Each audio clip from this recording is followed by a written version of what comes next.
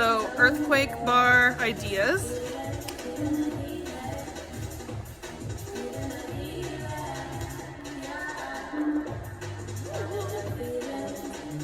So press.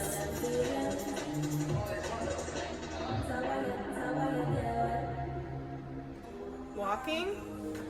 Forward, backward, sideways, turning.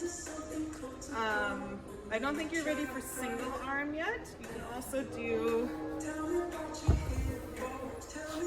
like sit-ups. So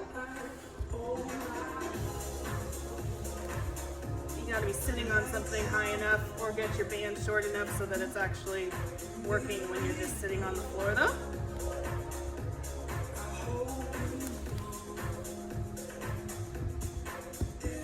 Once you are feeling a lot better and get good, you can even do like Turkish get-ups and stuff like that with it. But maybe not to start.